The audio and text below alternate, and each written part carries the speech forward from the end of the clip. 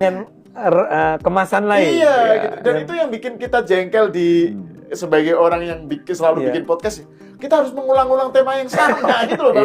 Jadi kita harus ngomongin ini terus gitu. Karena memang serangannya temanya ini aja gitu. Betul. Udah dibantah dengan berbagai argumen pun ya nggak jauh beranjak dari itu. Mukanya itu nggak berubah, itu dingin gitu. Misalnya kayak tadi yang disebut Bang Ade itu ya, itu kan sebenarnya sudah lama kan narasi bahwa Jokowi disingkir, narasi bahwa mereka tujuannya mulia, yaitu menyelamatkan Prabowo dari beban Jokowi ini. Jadi Jokowi dan legasinya itu adalah beban. Soal Gibran, IKN, macam-macam itu adalah beban buat Prabowo. Jadi Prabowo harus diselamatkan dengan cara beban ini disingkirkan. Terus PDIP masuk. Makanya kemudian orang yang para hatersnya Jokowi ini kemudian kan masih berharap dengan pertemuan. Nah, kita kembali ke soal isu pertemuan Bu Mega dan Prabowo gitu. Karena arahnya demi Prabowo gitu loh. Tujuannya begitu ininya itu. Jangan-jangan tujuannya justru ingin menyingkirkan Prabowo juga. Betul. Iya kan? Pintu masuknya lewat Gibran. Tapi bahkan ini yang saya lupa, was this Koni kayaknya, Bu Koni, antara kan bilang begini. Jadi Prabowo itu cuma akan memerintah selama 2 tahun. Oh iya, itu Koni ya, itu agar kemudian memberi jalan buat Gibran. Maksud saya itu datang dari mana teori itu? Bahwa memang di kepala Prabowo tuh. Ini menurut saya bukan pembodohan masyarakat, memang dianya bodoh. Tapi dia kan profesor. Ya, kok profesor kalau enggak. Ini kan gini, Bung Ade. Orang kan tidak hanya melihat gelar. Orang kan intelektualitas. Ya kan? Itu kan pikiran. Tapi harus diimbangi juga dengan jiwa yang bersih. Gitu loh. Supaya yang lahirnya tuh cerdas. Kalau itu ya kan? Supaya apa yang dia lahirkan dari omongan dia, pikiran dia tuh hasil kecerdasan. Bukan kebodohan. Nah, ini yang bahaya, dia nggak sadar. Emosinya terus tinggi, dia bermain dengan emosi, kebencian, yang lahirkan kebodohan. Betul. Atau ini ceritanya mau melihat dari kemungkinan lain. Dia tahu itu bohong. Kan tapi tadi teorinya emang bohong itu harus terus diulang-ulang. Yang ngomong seorang profesor. Mungkin ya dia berharap masyarakat umum nih termakan. Dan tentu saja dalam berpolitik semuanya bisa terjadi, dan kita melihat bagaimana hubungan yang semula sangat baik antara Megawati dan Joko Widodo harus bisa dibilang endingnya cukup mengejutkan kita semua. Kita tahu bahwa ending yang terjadi adalah Pak Jokowi dipecat dari PDI Perjuangan, bukan hanya Pak Jokowi, namun beberapa keluarga dari Pak Jokowi pun ikut dipecat seperti Gibran, Bobi, kemudian dan yang lainnya. Ini artinya memang semakin menunjukkan kepada kita semua dalam berpolitik apapun bisa terjadi. Namun memecat bukan berarti membenci dong seharusnya. Jika sudah clear dengan urusan pemecatan ataupun kaderisasi internal partai, harusnya sudahlah, jangan memanfaatkan situasi dan keadaan popularitas dari Pak Jokowi yang nyatanya masih sangat dihargai oleh rakyat. Tak bolehlah kita masuk dalam zona tersebut, namun kita menebar fitnah dan ujaran-ujaran kebencian agar harapan banyak mendapatkan simpati dari masyarakat. Come on, masyarakat sudah sangat cerdas, masyarakat tidak mau diadu domba, dan masyarakat hanya ingin menyaksikan hukum ini berjalan dengan baik. Sistem hukum di Indonesia harus berjalan dengan baik, termasuk sepertinya saya melihat kegeraman masyarakat dari kasus Hasto kok berasa berlebihan, padahal KPK sudah memiliki alat bukti yang sangat cukup untuk menjadikan Hasto sebagai tersangka. Artinya memang pada penetapan tersangka, Hasto sebagai tersangka banyak menuai pro kontra di masyarakat, dan itu sangat wajar terjadi di negara demokrasi. Mendengar penjelasannya, dia kan bukan seperti Anda atau seperti kita nih yang akan sangat kritis menelaah setiap argumen kan. Oh jadi begitu, nih saya membayangkan rakyatnya. Kata Bu Koni yang profesor itu, dia itu profesor loh, di Rusia loh, bahkan dosen tamu di situ kan. Bayangkan dia bilang itu sebetulnya ini semua didesain. Dan orang-orang Indonesia yang sama teori konspirasi itu kan seringkali suka takjub terkesima gitu kan. Jadi dia tahu itu bohong. Dia sengaja sampaikan kebohongan itu, tapi lengkap puzzle-nya. Tadi Anda bilang di soal di soal dulu konstitusi, kan pelanggaran konstitusi itu apa? Bahwa naiknya Gibran tuh karena konstitusi dilanggar. Nggak ada yang dilanggar, wong itu keputusan Mahkamah Konstitusi kan. Tapi itu diulang-ulang ya. Pak Jokowi itu IKN, Pak Jokowi itu pagar laut, Gibran itu bla bla bla. Sehingga semua lengkap. Ini memang Jokowi, Gibran, Kaisang, Bu Iriana, Bobi, dan semua teman-teman termasuk Anda nih atau saya. Padahal saya ketemu aja belum pernah. Jadi kalau saya lihat begini, ini tipe-tipe orang yang tidak mau bekerja keras tapi hanya modal ngomong. Iya. Artinya dia ingin mencapai sesuatu di dalam politik, kekuasaan lah katakan, dengan cara mau mudah, bikin isu, bikin fitnah, bikin intrik, bikin macam-macam. Kalau mereka itu orang sehat, saya ingin mencapai kekuasaan dalam dunia politik, ya saya harus bikin partai, saya harus kerja, ya kan? Kemudian saya membangun, kan ini tipe-tipe orang yang nggak mau seperti itu, modalnya corong aja. Gitu. Kalau kita kan ingin, oh saya mau jadi presiden kayak Prabowo misalnya, saya mau jadi presiden, bikin partai, ya kan? Bikin partai. Ya Megawati juga kita hormati juga kan? Mau kan dia bukan bikin partai, rebut partai ya.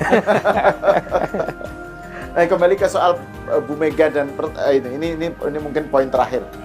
Saya pengen Bang Julvan soalnya belum komentar nih soal ini kan sebelumnya kan Bu Mega bilang bahwa Kongres nanti akan diacak-acak gitu kan, akan diawut-awut gitu kan. Jadi makanya saya harus jadi ketum PDIP lagi gitu kan, karena ada orang yang mengambil alih gitu, apa merebut gitu. Terus kemudian ini terkait dengan yaitu lagi-lagi terkait dengan serangan terhadap Jokowi.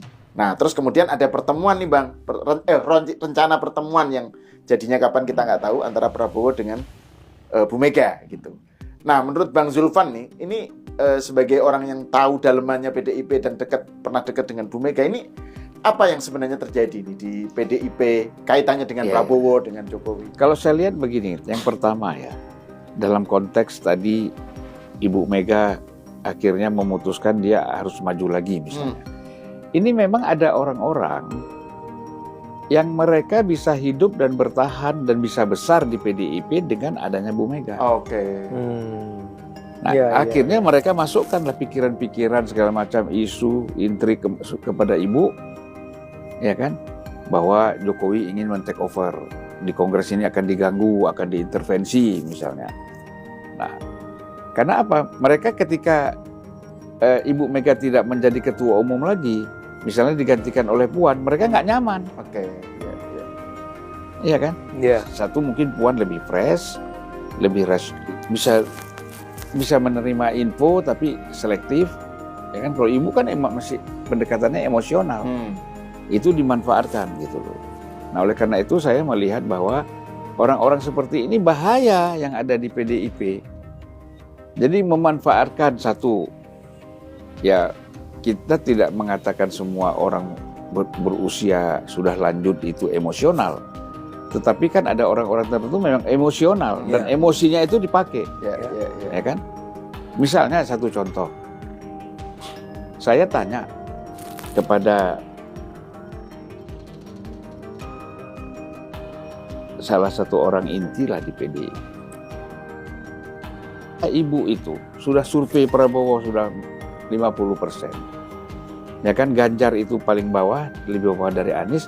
Masih bisa pidato bahwa Ganjar akan menang satu putaran, ya kan? Ya berarti kan ada masukan yang salah ke Ibu nih, ya kan? Kan salah yang dia kasih input. Dan satu hal memang Ibu Mega tidak suka membaca, tidak suka nonton berita, dia paling suka menerima input dari timnya atau orang yang terdekatnya. Itulah yang dia percaya. Ya kan? Nah, orang-orang ini tahu kelemahan ini dimanfaatkan gitu loh. Ya kan? Nah, jadi upaya-upaya mereka juga ingin menggiring supaya cepat Ibu Mega ketemu dengan Prabowo ini, itu untuk menjaga kepentingan itu gitu loh. Sekedar kasih tambah contoh dari apa yang disampaikan oleh Bang Zul adalah, bayangkan di pidato terakhirnya Bu Mega itu yang bulan Januari kan, artinya dia masih bilang bahwa itu kok Ganjar cuma 16%. Ini kan nggak mungkin, dia bilang. Ini kan pasti dilicikin. Saya mau tuh belajar dari orang yang bisa bikin Ganjar cuma 16%. Iya. Jadi bayangkan. Ini Januari 2025 ini ya? 2025 itu kan artinya berapa? Hampir setahun yang lalu kan? Apanya? Pemilunya, pilpresnya. Ya Maret kan? Sudah setahun yang lalu, Februari. Februari. Ya kan Maret, Februari kan? 2014 ya. Ini sekarang Januari. Ya. Dia masih juga bilang bahwa, saya heran tuh kok orang si jagoan kita nih, jadi kayak PDIP itu cuma dapat 16%. Artinya memang dia betul-betul percaya ini ada sebuah kelicikan, kecurangan yang menyebabkan. Itu karena disampaikan persis ke dia begitu. Dia kan nggak sempat melihat, misalnya kan, kenapa Ganjar sampai dulu lebih tinggi dari Prabowo? Ya, ya kan? Jauh kan? Karena kan ada Jokowi di situ. Iya. Harusnya kan dikasih, Bu, ini dulu kita besar karena ada Jokowi di sini. Setelah Jokowi tarik diri dari PDIP dan Ganjar, dukung Prabowo, suara pindah ke sana. Iya. Ada Gibran lagi di situ, ya kan? Kan logik aja. Iya. Jadi mereka tuh kalau kalah tuh terus cari kambing hitam. Sementara sekarang kambing hitam makin susah. Yang banyak kambing belang kan. Ini menarik. Jadi kalau dalam bacaannya Bang Zupan, ada sekelompok orang di PDIP yang justru diuntungkan kalau Bu Mega tetap ketum gitu ya. ya. Tetap. Makanya muncul Hasto Sekjen, ini ketum, ini mereka akan mendapatkan berkah dari situ. Kalau diganti dengan Puan, berkahnya hilang. Karena ganti orang baru lagi masuk nih. Hampir di setiap partai begitu. Saya yakin juga di Nasdem seperti itu. Ya kan? Di Nasdem, kemudian ya mungkin di Gerindra juga seperti itu. Karena nggak riuh aja, nggak muncul. Nanti akan muncul itu. Ya, tapi mungkin kalau misalnya taruhlah sekarang Gerindra, ya Pak Prabowo-nya tidak hanya mengandalkan orang-orang di sekitarnya barangkali. Ya. Dia sendiri punya, misalnya teman ngobrolnya ada Jokowi, ada banyak orang di luar sana yang kasih masukan. Saya duga emang iya, masalah Bu Mega tuh terlalu mengandalkan orang-orang bisikan orang-orang terdekat ini. Ya, dia bukan, saya kan rasakan itu. Bagaimana kadang-kadang dia lebih percaya sama bisikan kita kan. Untung kita bukan pembohong.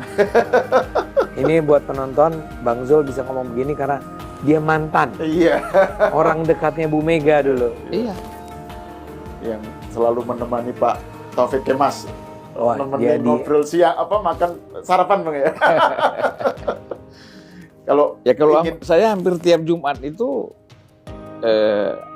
makan siang bersama Bu Mega, nasi Padang, bungkus, cerita-cerita di situ kan. Jadi saya tahu memang Ibu ini kalau orang yang sudah dia percaya memberikan masukan, input kepada dia percaya betul. Gitu. Nah, kalau orang yang dia percaya ini berbohong, ini yang bahaya, gitu loh. Ini yang bahaya, sehingga dia bisa salah langkah dalam mengambil keputusan. Iya. Akan ada gitu, orang baik, orang seperti ini dimanfaatkan oleh orang yang jahat. Makanya Nabi Muhammad mengatakan, bahuku ini dibebani oleh dua jenis manusia. Satu jenis manusia itu intelektual, hebat, pinter, ya kan? Tapi munafik.